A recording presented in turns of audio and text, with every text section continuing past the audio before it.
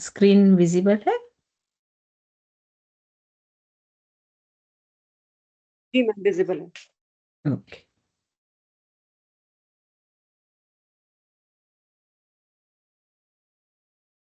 चलिए, तो हमने शिव संहिता के पहला, दूसरा और तीसरा 3 पटल जो हैं या 3 अध्याय जो हैं वो हमने कल की क्लास में देखे थे। आज हम देखने वाले हैं चौथा। तो जो चतुर्थ पटल है ये मोस्टली मुद्राओं पर आधारित है और इसमें लगभग 10 मुद्राएं दी हैं, लेकिन एक योनि मुद्रा जो है वो इसमें अलग से दी गई है। स्टार्टिंग में पूरा योनि मुद्रा का वर्णन किया गया है और उसके बाद 10 मुद्राओं का वर्णन किया है। तो इस तरह से अगर ओवरऑल हम देखते हैं तो इसमें 11 मुद्राएं हो जाती हैं। लेकिन यदि ये बोला जाता है कि इसमें कितनी मुद्राओं का वर्णन है तो वो 10 ही होती हैं। उसमें योनि मुद्रा को इन्होंने काउंट नहीं किया है। और शिव संहिता का जो ये मुद्रा योग है इसमें शिव जी ने ऐसा बोला है कि ये बहुत ही रहस्यमयी और दुर्लभ क्रियाओं का भंडार है। और जो लोग पूरी तरह से गंभीर हैं, जिनका विश्वास इस पर दृढ़ है, वही ये सब क्रियाएं कर सकते हैं। और उन्होंने ये बार बार स्पष्ट निर्देशन दिया है कि ये जो सारी मुद्राओं का अभ्यास है ये अनुभवी गुरु के मार्गदर्शन में ही किया जाए। ये निर्देश उन्होंने बार बार दिया है। इनमें जो मुद्राएं हैं वो बहुत सारी मुद्राएं ऐसी हैं जो शारीरिक रूप पे काम करती हैं, कुछ मानसिक रूप पे काम करती हैं, कुछ मुद्राएं ऐसी हैं जो शरीर के रोगों को नष्ट करती हैं और हेल्दी बॉडी बनाती हैं, और कुछ ऐसी हैं कि जो बहुत सारी सिद्धियां देती हैं, जैसे आकाश में उड़ने की सी विद्या या पानी पे चलने की विद्या। तो इस तरह से ये मुद्रा और बंध का यहाँ पर उल्लेख किया गया है। एक्चुअली इसमें बंध का नहीं किया है, इसमें सिर्फ मुद्राओं का किया है। ये बाय मिस्टेक बंध भी यहाँ पर लिख गया है, तो प्लीज उसको करेक्ट कर लें कि चतुर्थ पटल में मुद्राओं का वर्णन है। यहाँ पर शिव जी ये बताते हैं कि जो मुद्रा शब्द है वो मुद धातु से बना है, और जो मुद धातु है इसका अर्थ होता है प्रसन्नता, खुशी, या शरीर की वह स्थिति जिसमें मनुष्य को प्रसन्नता का भाव हो, साधक के अंदर वो आनंद और प्रसन्नता को भर दे, वो मुद्रा कहलाती है। तो यहाँ पर इन्होंने शिव भगवान शिव ये बोलते हैं कि अब इस अध्याय में जो उत्कृष्ट योग मुद्राएं होती हैं उनका मैं इस अध्याय में वर्णन करता हूँ। और ये सब मुद्राएं जो हैं ये साधक की कॉन्शसनेस को ऊपर तक लेके जाती हैं। तो साधक का भी कर्तव्य है कि वह इन मुद्राओं पर अपने मन को केंद्रित करे और अपने विश्वास को इन मुद्राओं पर पूरी तरह से अटल बनाकर रखे, क्योंकि वो जो विश्वास होता है वही इस मुद्राओं की सिद्धि का कारण बनता है। यहाँ पर जो साधक का जो शरीर है तो उसमें ऐसा माना गया है कि शरीरधारी 3 प्रकार के होते हैं, एक तो स्थूल, एक सूक्ष्म और एक कारण। लेकिन इसके आगे इनका वर्णन नहीं किया गया है, सिर्फ इसके 3 प्रकार बताए गए हैं। फिर इसमें ये भी बोला है कि जो मुद्राएं हैं इसके पहले प्राणायाम बहुत जरूरी है, और कई ऐसी मुद्राएं हैं जिनके साथ में प्राणायाम करना जरूरी है। तो इस मुद्रा का वर्णन करते हुए सबसे पहले भगवान शिव ने योनि मुद्रा का वर्णन करते हुए पार्वती जी से वो कहते हैं कि हे देवी, केवल इस बंध युक्त योनि मुद्रा के करने मात्र से संसार में ऐसी कोई वस्तु नहीं है जो सिद्ध ना हो सके, अर्थात इस मुद्रा से सब सिद्ध हो जाता है। और ये मुद्रा पूरी तरह से मंत्र चिन्ह स्वरूप है, कीलित, स्तंभित, दग्ध, क्षीर रहित, मलिन या तिरस्कृतता से रहित है ये। और इसमें मंत्र भी होते हैं। जो मंत्र होते हैं वो मंद मंत्र हैं, और ये जो मंत्र हैं ये बहुत ही ताकतवर होते हैं। और ये इससे इन मंत्रों से सारे बंध सक्रिय हो जाते हैं, ऐसा इसमें कहा गया है। और वे कहते हैं कि कुछ मंत्र दिए गए हैं, तो जो मंत्र विधि पूर्वक करने से योनि मुद्रा सिद्ध कर लेने पर और गुरु के उपदेश के अनुसार आचरण करने पर सर्व सिद्धिप्रद तथा साधक मोक्षदायक हो जाता है। तो योनि मुद्रा की व्याख्या करते हुए उन्होंने मंत्र जो दिए हैं उसके लिए ये भी बोला है कि योगी के मुख से जो मंत्र शुभ या अशुभ रूप से, मतलब यदि मंत्रों का उच्चारण एकदम शुद्ध है तो वो शुभ है, और यदि अशुद्ध उच्चारण हो रहा है तो वो अशुभ है। तो जो शुभ या अशुभ रूप से उच्चारण होता है वो भी योनि मुद्रा के बंध से अनुकूल सिद्ध हो जाता है। मतलब जो अशुद्ध उच्चारण के कारण मंत्र के जो दोष होते हैं वो नष्ट हो जाते हैं और सर्व सिद्धि साधक प्राप्त करता है। इसके पश्चात उन्होंने फिर स्पष्ट निर्देश दिया है कि जो जिज्ञासु साधक है वो मंत्र पर अधिकार प्राप्त करे, इस मुद्रा को लगाए, उसके लिए बहुत जरूरी है कि गुरु इस मुद्रा में उसे दीक्षा दे और उसका हजारों बार अभ्यास कराए, और उसके बाद ही ये जो साधक है उस योग विद्या में पारंगत हो। बिना गुरु के ये फलवती नहीं होती है। साथ ही ये बोला है कि यदि साधक ने 1000 हत्याएं भी की हो या वो त्रिलोकी के सभी प्राणियों का भी संहार कर डाले, तो भी योनि मुद्रा के प्रभाव से वह पाप लिप्त नहीं होगा, अर्थात उसे पाप नहीं लगेगा, ऐसा इस मुद्रा का प्रभाव बताया गया है।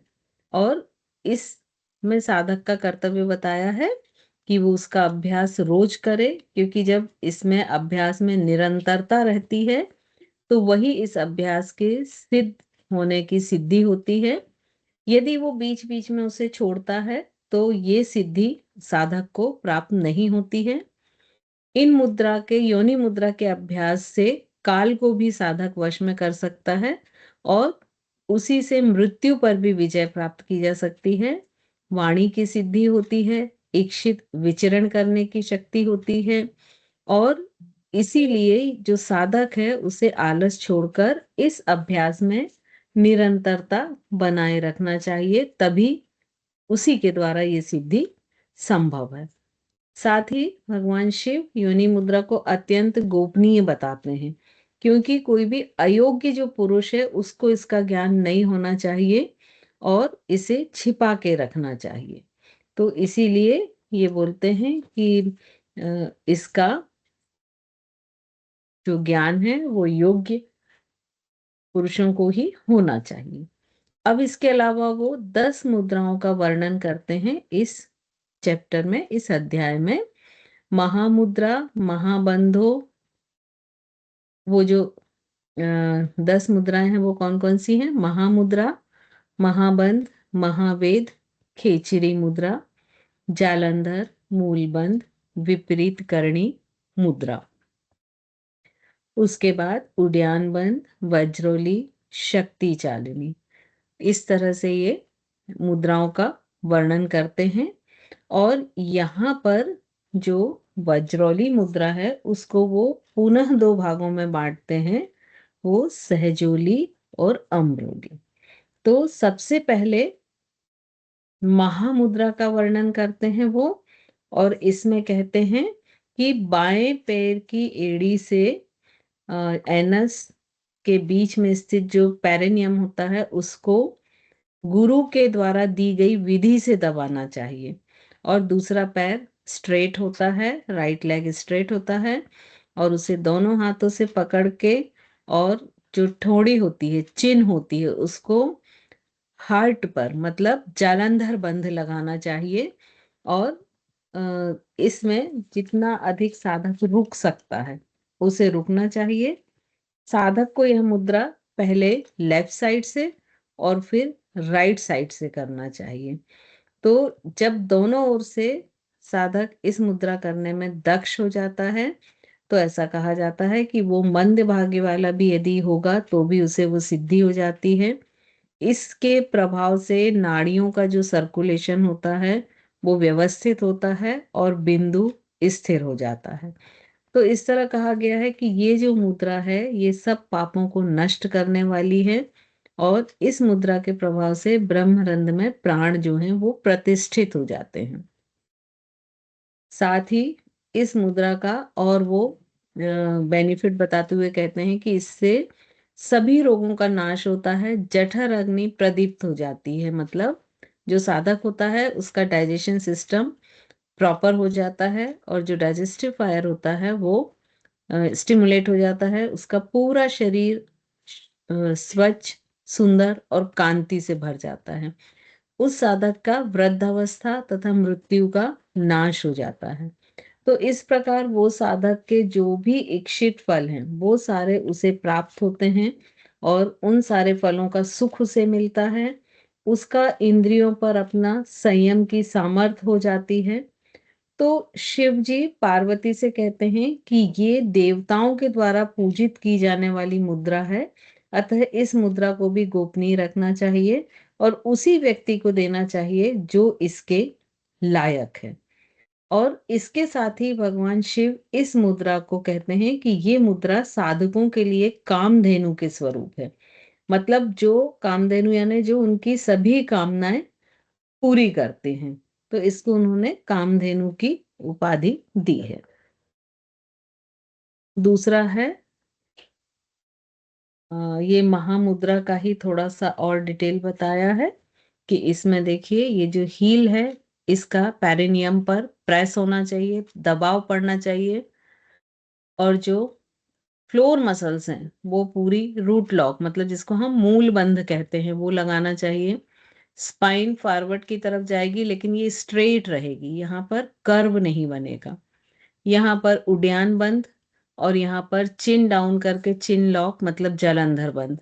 और जो बड़ा पैर का अंगूठा होता है उसे दोनों हाथों से इस तरह से पकड़ना चाहिए। तो ये महामुद्रा एक महाबंध, तीनों बंद इसमें लगते हैं तो महाबंध के साथ ये महामुद्रा लगाई जाती है। फिर है महाबंध। जैसा कि आप लोग ने पहले पढ़ा था कि 3 बंध होते हैं मनुष्य के शरीर में, एक मूल बंध, उड्यान बंध और जालंधर बंध।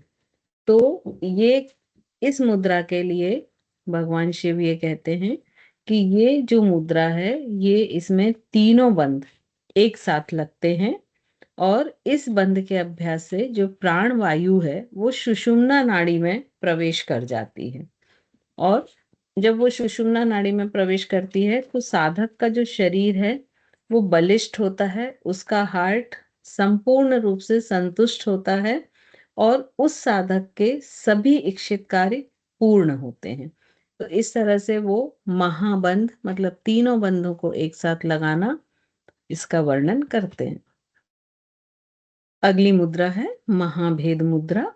महाभेद मुद्रा में फिर शिव जी कहते हैं कि अपान और प्राण को संयुक्त कर महाभेद में स्थित योगी अपने उदर में वायु भरकर दोनों पार्श्व का ताड़न करे, इसे महाभेद कहा जाता है। तो इसमें और महामुद्रा, पहली वाली जो महामुद्रा है उसमें क्या अंतर है, लेग्स का। ये जो लेग फोल्ड हुआ है ये वज्रासन वाली पोजीशन में पीछे की तरफ जा रहा है और बाकी सारी चीजें सेम हैं और उसी तरह के इसमें भी तीनों बंध लग रहे हैं। इस मुद्रा के प्रभाव से भगवान शिव कहते हैं कि शरीर में जो भी चक्र हैं वो चक्र वाइब्रेट होने लगते हैं और जिसके कारण कुंडलिनी जागरण की स्थिति बनने लगती है और शरीर में जो चक्र में जितने भी देवता विद्यमान हैं वो इस चक्र रंध्र को खोल देते हैं जिससे प्राण वायु चक्रों में प्रविष्ट होती हुई सहस्रार तक चक्र तक जाती है। उनका ये कहना है भगवान शिव का कि ये जो महावेद है इसके बिना महामुद्रा सफल नहीं होती और ना ही महाबंध सफल होता है। तो महामुद्रा और महाबंध को सफल बनाने के लिए ये जो महावेद मुद्रा है इसे ही यत्न पूर्वक और निरंतर साधना इसकी करनी चाहिए साथ ही वो कहते हैं कि जो योगी क्रमशः मुद्रा, बंध और वेद इन तीनों को दिन रात प्रतिदिन 4 बार करता है और लगातार 6 माह तक यह क्रिया करता है, तो वह मृत्यु पर विजय पा लेता है, ऐसा इसमें कहा गया है। मतलब पहले महामुद्रा, फिर महाबंध, फिर महाभेद। और इसकी जिसको सिद्धि हो जाती है तो उसे इसे गुप्त रखना चाहिए और वो अपनी मृत्यु पर विजय की सिद्धि इस मुद्रा के सिद्ध होने के साथ ही प्राप्त कर लेता है। अगली मुद्रा है खेचरी मुद्रा। तो जो खेचरी मुद्रा है उसमें ये जीभ से लगाई जाती है। तो इसमें हमको ये ध्यान रखना है कि ये जो टंग टिप है इसको अंदर ले जाते हुए ये मुद्रा लगाते हैं। और ये किस तरह से लगाना है, इसकी फर्स्ट स्टेज जो होती है वो जीभ को यू टर्न करना है और फिर इसको शिव संहिता में वज्रासन में बैठ के लगाने की सलाह दी गई है। और फिर धीरे धीरे ये जीभ को अंदर ले जाते हुए जो नेजल पैसेज है उस पैसेज से अंदर ले जाते हुए पूरा ऊपर साइनसिस तक लेके जाना है। तो यहाँ पर उन्होंने ये बोला है कि ये जो मुद्रा है ये मेरे लिए प्राणों से भी अधिक प्रिय है, क्योंकि ये सभी सिद्धियों को या सर्व सिद्धि की माता है। और ऐसा कहा जाता है कि जब हम चक्र पढ़ेंगे तब डिटेल पढ़ेंगे कि जो सहस्रार चक्र के बाजू में एक ललना ग्रंथि होती है जहां से लगातार अमृत सीक्रेट होता है। लेकिन चूंकि ये सिर में है ये ग्रंथि, सहस्त्रार यहाँ कहीं पर है, तो जब ये अमृत का सिक्रेशन होता है तो ये ग्रेविटी के कारण ये बूंदें नीचे की ओर आती हैं और ये इस पैसेज से जाती हुई ये नाभि के पास पहुंचती हैं। और नाभि में चूंकि अग्नि तत्व है तो वो अग्नि तत्व इन बूंदों को जलाकर नष्ट कर देता है।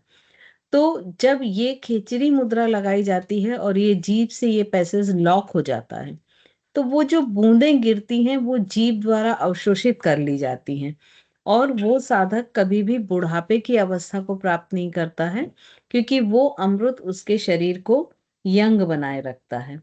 और साथ ही इस खेचरी मुद्रा का महत्व बताते हुए वो कहते हैं कि वो साधक जो है मृत्यु रूपी सिंह हाथी के लिए सिंह के समान है। मतलब इस सिद्धि से जो हर पल प्रतिपल शरीर का नाश हो रहा है वो रुक जाता है।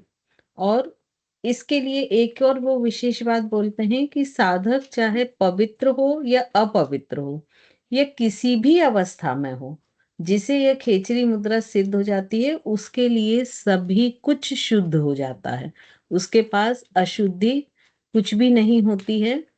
और ऐसा कहा गया है कि वो जन्म पुनर्जन्म के चक्र से मुक्त हो जाता है। और यदि मान लीजिए उसका पुनर्जन्म होता भी है तो वो बहुत उच्च कुल में होता है। और ये जो मुद्रा साधक करता है वो स्वस्थ चित्त वाला होता है, ब्रह्म परायण होता है और 100 ब्रह्माओं के जीवन काल व्यतीत होने पर भी उसका जीवन चलता रहता है। तो इस तरह से वो शिव जी इस मुद्रा की व्याख्या करते हैं और साथ ही हर मुद्रा में उन्होंने ये स्पष्ट रूप से आदेश दिया है कि जो मुद्रा है वो अपात्र व्यक्ति को नहीं देना चाहिए, सिर्फ ये गुरु द्वारा जो इसके योग्य है उसे ही इन मुद्राओं का ज्ञान दिया जाना चाहिए। फिर है जालंधर, मतलब जालंधर बंध गले में लगता है, यानी गले के प्रदेश को पूरी तरह से बांध लेना या लॉक कर देना, ये जालंधर ग्रंथ है। और ये जो बंध होता है इसमें भी वही प्रोसेस होती है कि जब गले के पूरे हिस्से को बांध देते हैं, लॉक कर देते हैं, ये बंध की स्थिति ये होती है। तो ये जो यहाँ पर ललना ग्रंथि से जो अमृत गिर रहा है वो नाभि तक ना जाके गले में ही रुक जाता है। तो इसीलिए इस अमृत का पान करने के कारण साधक जो है असीम शक्ति प्राप्त करता है, वो उसके शरीर का ह्रास जो होना होता है वो रुक जाता है और वो लंबे समय तक उसका शरीर क्षति नहीं होती है और जिसे हम एंटी एजिंग प्रोसेस कहते हैं, वो संपन्न होती है। फिर मूल बंध। तो मूल बंध की जो प्रक्रिया भगवान शिव ने बताई है, वो बताई है कि पांव की एड़ी से एनस को दबाना और अपान वायु को ऊपर की ओर ले जाके प्राण वायु से मिला देना। मतलब अपान वायु इस रीजन में रहती है, इसके बाद इस रीजन में समान, और फिर इसके बाद इस रीजन में प्राण। तो इस वायु को ऊपर ले जाते हुए प्राण वायु से मिला देना। वो साथ ही ये कहते हैं भगवान शिव कि इस मूल बंध के द्वारा जब अपान और प्राण वायु आपस में मिलते हैं, तो जो शुरुआत में एक मुद्रा का वर्णन किया था, योनि मुद्रा, वो भी सिद्ध हो जाती है। और भगवान शिव ये कहते हैं कि वो सिद्ध पुरुष जिनको योनि मुद्रा सिद्ध हो गई है, उनके लिए कोई भी चीज ऐसी नहीं है कि जो वो उपलब्ध नहीं करा सकते हैं। और वायु पर इसमें सरलता से विजय होती है। और जो ये साधक होता है, ये पद्मासन में उन्होंने करने की सलाह दी है। तो जब ऐसा ये मुद्रा सिद्ध हो जाती है, तो वो पृथ्वी को छोड़ के स्वतः ऊपर उठने लगता है। मतलब उसको आकाश विचरण की भी सिद्धि प्राप्त हो जाती है, और उसका शरीर जो है वो गुरुत्वाकर्षण के अगेंस्ट ऊपर उठने लगता है। तो ये जो मूल बंध है, ये एक मुद्रा के रूप में यहाँ पर लिया है। फिर है विपरीत करणी मुद्रा। तो इसमें भगवान शिव बोलते हैं कि अपने सिर को पृथ्वी पर टिकाएं, दोनों पैर आकाश की ओर लें, इसे विपरीत करणी मुद्रा कहते हैं। और इसमें सिर नीचे और पांव ऊपर रखे जाते हैं।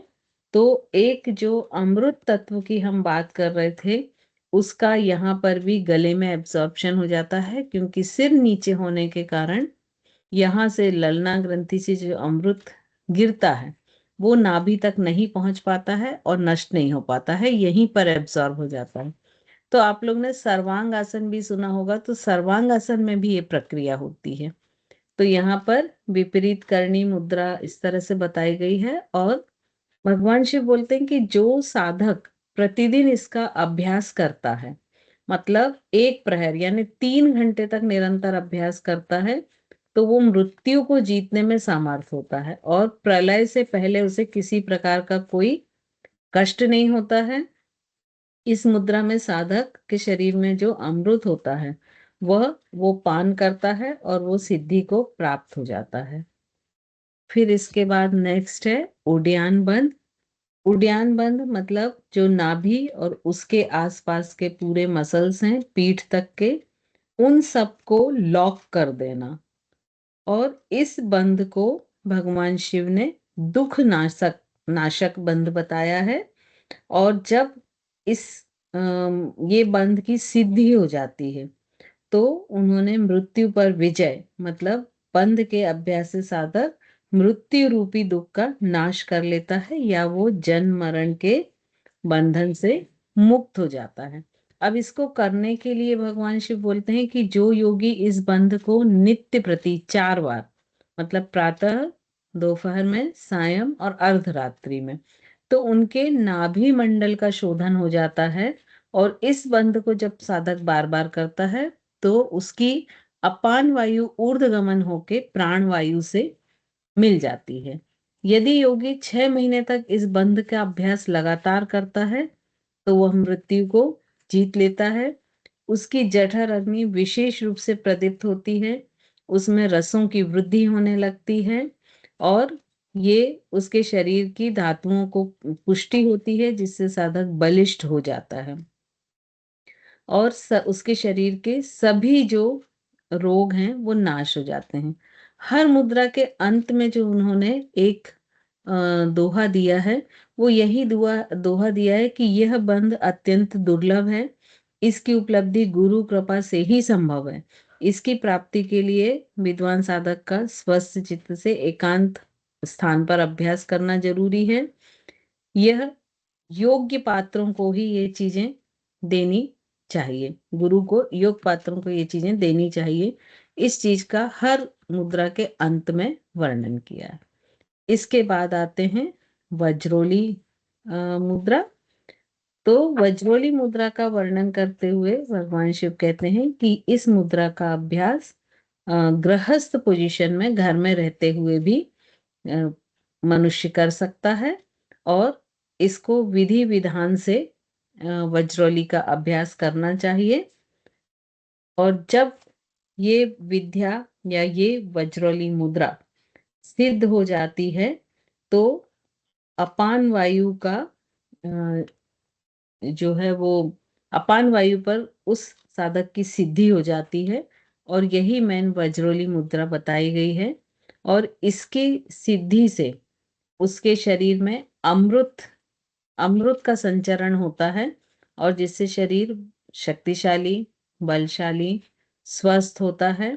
और इस तरह से उन्होंने बोला है कि साधक का शरीर दिव्य शरीर वाला हो जाता है, और वह साधक अपनी माया को ईश्वर में लय करने में सक्षम हो जाता है, अर्थात मोक्ष की प्राप्ति का वो हकदार हो जाता है।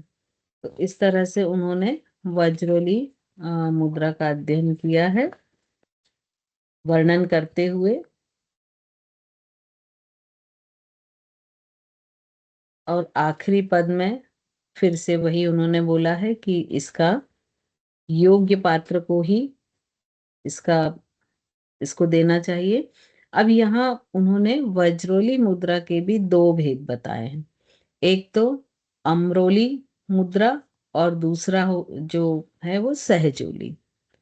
तो वज्रोली, सहजोली और अम्रोली, इसमें डिफरेंस इस तरह देख लीजिए। वज्रोली मुद्रा में यहाँ बंध लगता है, सहजोली में जो एनस और वेजाइना है उसके बीच में, और अम्रोली में एनस में। तो इस तरह से ये मुद्राओं में जो अंतर है उसको आप समझ लीजिए। और ये तीनों मुद्राएं ऐसी हैं जो साधक के एक्सक्रीटरी और जेनाइटल पार्ट में लगती हैं। और इन तीनों मुद्राओं में जो एक सामान्य बात होती है वो ये होती है कि तीनों मुद्राओं में जो अपान वायु होती है वो ऊपर उठती हुई प्राण वायु से मिल जाती है। फिर शक्ति चालन मुद्रा। तो शक्ति चालन मुद्रा जो है वो इसका मेन उपयोग होता है कुंडलिनी जागरण में। और ये मूलाधार के चक्र में जो कुंडलिनी है वो अपान वायु के साथ मिलकर ऊपर की ओर अग्रसर हो जाती है, और ये सभी शक्तियों को देने वाली होती है। जो साधक ये प्रतिदिन अभ्यास करता है वो उसके सभी रोगों को नाश करके उसकी आयु में वृद्धि करती है। और इसमें जो कुंडलिनी बताई है वो एक सर्प के जैसे बताई है। ये मुद्रा पहले आप देख लीजिए, ये इसका सामने से इस तरह से पार्ट दिखता है, हस्त मुद्रा है। लेकिन ये लगती कैसे, दोनों अंगूठों को अंदर किया और फर्स्ट टू फिंगर से अंगूठों को प्रेस करते हैं, और बाकी की जो लास्ट टू फिंगर्स होती हैं वो आपस में स्ट्रेट टच होती हैं। तो इस तरह से ये मुद्रा लगती है। और इस मुद्रा के निरंतर लगने से कुंडलिनी में जागरण होता है, और जो निरंतर अभ्यास करता है वो सिद्ध और अमर हो जाता है। उसे जो अष्ट सिद्धियां होती हैं जो हमने अणिमा लघिमा पढ़ी हुई थी, ये सारी स्वयं सिद्ध हो जाती हैं। और इस तरह से वो सारी 10 मुद्राओं का वर्णन करते हैं, और अंत में कहते हैं कि हे पार्वती, इस प्रकार मेरे द्वारा कही हुई ये जो 10 मुद्राएं हैं वो अभूतपूर्व हैं। इनके समान ना तो कोई साधन इसके पहले हुआ और ना होगा। इसमें प्रत्येक मुद्रा का अभ्यास करता हुआ साधक अवश्य सिद्धि को प्राप्त करके सिद्ध बन जाता है, या उसे उस सिद्धि की प्राप्ति होती है। थोड़ा सा और हम आगे देख लेते हैं। अब हम आते हैं 5वें अध्याय पे, पंचम पटल पर। और ये इसको पंचम पटल जो है यहाँ पर सबसे बड़ा अध्याय है, जिसमें 212 श्लोक हैं, सबसे अधिक श्लोक हैं। और भगवान शिव ने ऐसा बोला है कि ये जो योग साधक है उनके लिए अमृत कलश के समान है। और इसमें जितनी भी मुक्ति मार्ग में विघ्न हैं या बाधाएं हैं उनको उनकी विस्तृत चर्चा इस वाले पार्ट में की गई है। और साथ ही इसमें हठ योग बताया गया है, योग के प्रमुख 4 जो प्रकार होते हैं, मंत्र योग, हठ योग, लय योग, राजयोग, उनका वर्णन किया गया है। मंत्र योग का वर्णन करते हुए बताया है कि मंत्र का पाठ या उच्चारण करने की विधि कैसी होनी चाहिए, मंत्रों की संख्या कौन सी होनी चाहिए। हठ योग में ह सूर्य नाड़ी और ठ चंद्र नाड़ी, इन दोनों के मिलन से हठ योग किस तरह बनता है उसकी विस्तृत चर्चा की गई है। लय योग में मेघ गर्जना और नाद की उत्पत्ति की चर्चा की गई है, और जो नाद ध्वनि साधकों को सुनाई देती है उसका भी वर्णन किया गया है। और जो चौथा राजयोग है, तो इसे राजयोग मतलब योगों में ये राजा है, ऐसा कह के इसका वर्णन किया गया है और आगे की चीजें बताई हैं। इसके अलावा काफी चीजें हैं इसमें, कुछ चीजें थोड़ी सी कंफ्यूजिंग भी हैं और कुछ चीजें बड़ी स्मूथ हैं। तो इसमें जो विघ्न का वर्णन किया गया है, साधक किस किस तरह के होते हैं, वो भी 4 प्रकार के साधकों का वर्णन किया है, और वो किस किस तरह से उनमें अंतर होता है ये बताया गया है। फिर उसके बाद जो चक्र हैं, चक्रों का बहुत डिटेल में इसमें वर्णन किया गया है, और साथ ही अंत में ये बताया है कि जो हठ योग और राजयोग है वो एक दूसरे के पूरक हैं, और दोनों एक दूसरे के बिना पूर्ण हो पाना असंभव है उनका। अब यहाँ पर जो योग का विघ्न वर्णन किया गया है, तो वो 3 प्रकार का किया गया है, जिसमें पहला है भोग रूपी योग विघ्न वर्णन। तो इसमें स्त्री संसर्ग, शय्या, श्रेष्ठासन, वसन, वस्त्र और धन, ये सब मोक्ष के लिए रुकावटें हैं।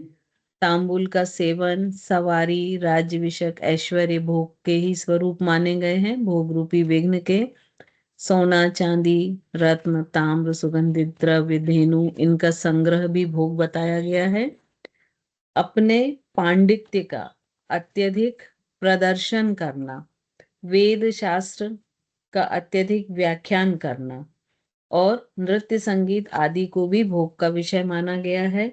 इसके अलावा श्रृंगार, वंशी, वीणा, मृदंग, जो भी वाद्य यंत्र हैं उनमें तल्लीन रहना, या जैसे हाथी, घोड़े, पत्नी, संतान, इन सब को भोग रूपी विघ्न माना गया है, और ये सब मोक्ष मार्ग में रुकावट माने गए हैं या योग मार्ग में रुकावट माने गए हैं। इसमें कई चीजें थोड़ी सी शायद ऐसी हैं कि जो हमको ऐसा लगे कि नहीं ये तो गलत है, लेकिन चूंकि इसमें ऐसा बताया है और हम इस शास्त्र को लेके चल रहे हैं, तो हम अभी इसी के अकॉर्डिंग बात करेंगे। दूसरा धर्म रूपी योग विघ्न का वर्णन है।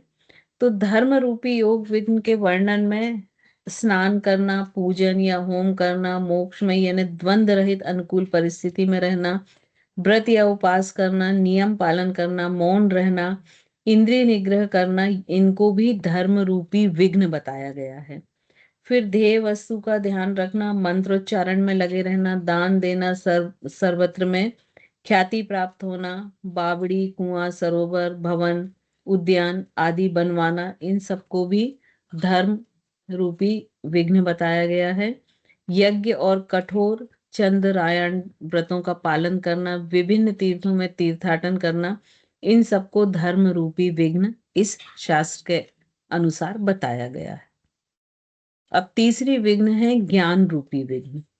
तो ये जो ज्ञान रूपी विघ्न है, इसमें भगवान शिव कहते हैं कि गोमुख आसन पर बैठकर अंतःशुद्धि के उद्देश्य से धौती योग करना, नाड़ी संचार का ज्ञान प्राप्त करना, वायु के प्रत्याहार का निरोध करना, ये सब ज्ञान मार्गी विघ्न है।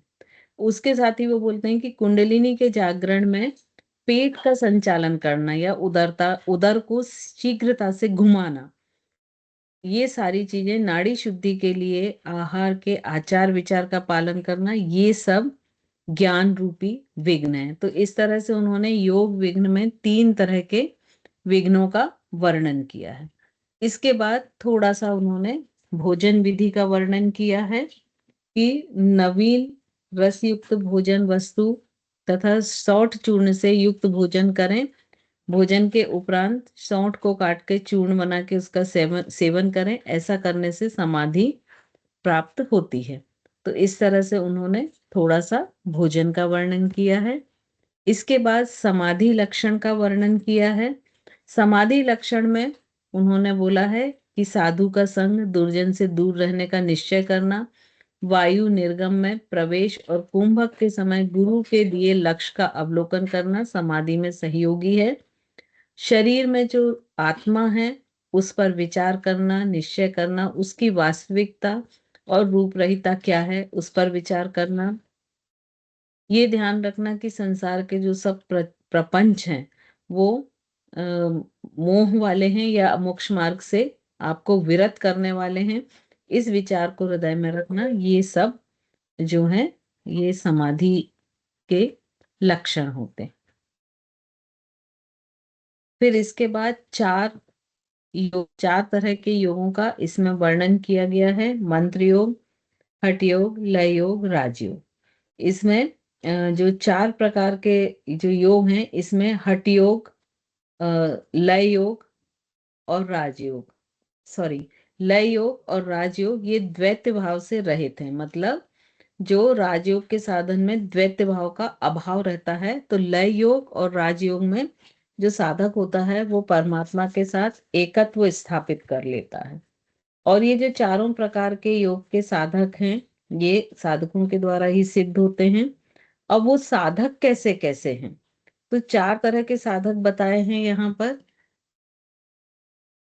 ये चार तरह का मन जो योग है उसका वर्णन है। चार तरह के जो साधक हैं वो कौन कौन से बताए हैं? मृदु, मध्यम, अधिमात्र और अधिमात्रतम। इनमें सबसे श्रेष्ठ जो होता है वो अधिमात्रतम होता है, क्योंकि वो संसार रूपी भवसागर से शीघ्र पार कर जाता है। अब ये चारों प्रकार के साधकों के लक्षण बताए हैं। तो पहला जो प्रकार है मृदु साधक वर्णन, उसका लक्षण ये है कि वो मंद उत्साह वाला होता है, अति मूढ़ होता है, व्याधियों से ग्रस्त होता है, गुरु की निंदा करने वाला, लोभी, पाप वाला, बहुत अधिक भोजन करने वाला होता है। उसका मन चंचल चित्त होता है, दीन होता है, रोगी होता है, पराधीन, अत्यंत क्रूर होता है। मंद आचरण वाला जो पुरुष होता है वो मृदु मानव कहता है। ऐसा जो साधक होता है वो मंत्र योग का अधिकारी होता है। यहाँ पर साधक को क्या करना चाहिए इसका भी वर्णन किया गया है। अब ऐसा साधक मंत्र योग का अधिकारी होता है, गुरु को प्रसन्नता प्राप्त करा के अत्यंत प्रयत्न पूर्वक साधना करने वाला मृदु पुरुष भी 12 वर्ष मतलब 12 वर्ष में सिद्धि को प्राप्त कर लेता है। दूसरा बताया है मध्यम साधक वर्ण। तो इसके क्या लक्षण होते हैं कि जो साधक समबुद्धि वाला हो, क्षमा युक्त हो, पुण्य फल प्राप्ति की इच्छा रखता हो, उससे शुभ कर्म करता हो, प्रिय बोलने वाला हो, सभी कार्यों और विषयों में मध्यस्थ रहने वाला हो, सभी परिस्थितियों में समभाव रखे, उसे मध्यस्थ कहते हैं। और इस तरह का जो साधक होता है उसे लय योग करने की यहाँ पर उपदेश दिया गया है और लय योग ही उसकी मुक्ति के मार्ग को बताया गया है। फिर अधिमात्र साधक, इसके लक्षण क्या है कि वो स्थिर बुद्धि वाला है, लय योग में तत्पर है, स्वाधीन है, वीर्यवान है अर्थात शक्तिशाली है, और उसका दृष्टिकोण विस्तृत दृष्टिकोण वाला है, दयावान है, क्षमावान है, सत्यवान है। ये सभी लक्षण जो हैं अधिमात्र साधक के होते हैं। और इन साधक को 6 वर्ष तक निरंतर अभ्यास करने से सिद्धि प्राप्त हो जाती है। और ऐसे साधक को चाहिए कि वो गुरु के निर्देशन में 6 वर्ष तक लगातार अपने अभ्यास को करे और उस सिद्धि को प्राप्त करे। इसके बाद है अधिमात्रतम साधक, इसे सर्वश्रेष्ठ साधक माना गया है। और ये कैसा होता है? ये महान वीर्य बल से समहित, उत्साह युक्त, शूरता से संपन्न, शास्त्रों का ज्ञाता, अभ्यासशील, मोह रहित व आकुलता से रहित होता है। ये मित आहार करने वाला, जितेंद्रिय, भय रहित, शुद्ध या पवित्र आचरण वाला होता है। ये सभी कार्यों में चतुर होता है, उदार होता है, दान देने वाला होता है, और सब लोगों का आश्रय स्वरूप मतलब शरण में आने का पालक होता है। तो इस तरह का जो साधक होता है, जो स्थिर चित्त वाला, बुद्धिमान, सदा संतोष रखने वाला, क्षमावान, सुशील, धर्म आचरण करने वाला, ये अधिमात्रतम साधक होता है। और ये साधक जो है ये जो भी शास्त्रों में लिखा हुआ है उस पे विश्वास करता है, देवताओं और गुरु के पूजन में परायण रहता है। तो जो इस तरह का साधक है वो योगाभ्यास में तत्पर होता है, वो अधिमात्रतम कहलाता है और उसे 3 वर्ष तक निरंतर अभ्यास करने मात्र से ही सिद्धि प्राप्त हो जाती है और उसे भी लेकिन गुरु के निर्देशन में ही अभ्यास करना चाहिए। अब यहाँ पर एक प्रतीकोपासना का वर्णन किया गया है। तो ये जो प्रतीकोपासना का वर्णन है उसमें कहा गया है कि ये दृश्य अदृश्य फल देने वाली होती है और इसके दर्शन मात्र से ही उपासक पवित्र हो जाता है। तो इसमें जिसकी विधि बताई है, गाढ़ अताप मतलब कठिन धूप के दिनों में दोनों नेत्रों को स्थिर करके जो साधक अपने ईश्वर के प्रतिबिंब को देखता है और जब शून्य में उसे अपना प्रतिबिंब प्रतीक में दिखाई देने लगे तो उस प्रतिबिंब को वह आकाश में देखे, तो साधक का उस जो अपने प्रतीक रूप बिंब को मतलब वो जिस भी ईश्वर को चाहता है उस ईश्वर के प्रतिबिंब को आकाश में देखता है तो उसकी आयु की वृद्धि होती है, वह चिरंजीवी होता है, सभा में वह विजयी होता है, युद्ध में विजयी होता है और उसे आत्म तत्व की प्राप्ति होती है, मतलब आत्मा का दर्शन होता है और वह आनंद का अनुभव करता है। तो इस तरह से ये प्रतीकोपासना का वर्णन किया गया है और इसमें जो भ्रामरी प्राणायाम होता है उसका भी इसके अंतर्गत थोड़ा सा वर्णन किया गया है और लगातार ये बोला गया है कि जो साधक को अपने इस अभ्यास को गुप्त रखना चाहिए और ये साधना उसी व्यक्ति को करना चाहिए जो इसके योग्य हो।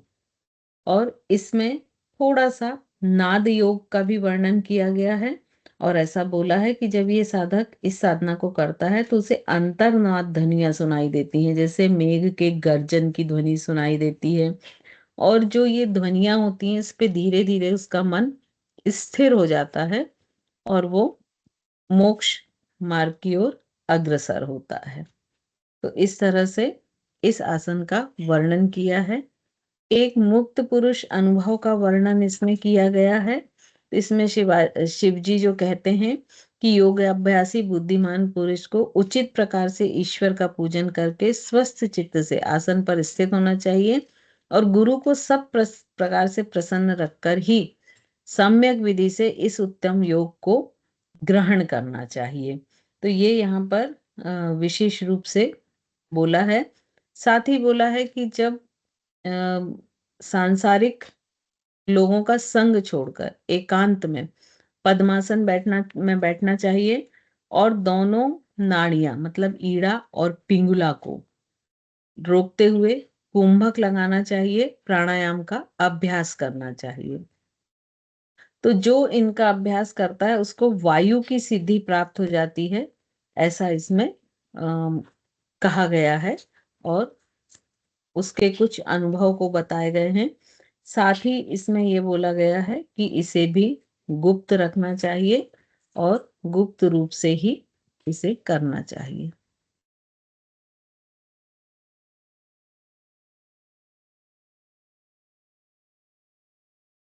इसके बाद इसमें जो है वो चक्र और कुंडलिनी का वर्णन है जो भी काफी डिटेल है, तो उसको नेक्स्ट क्लास में हम लेंगे।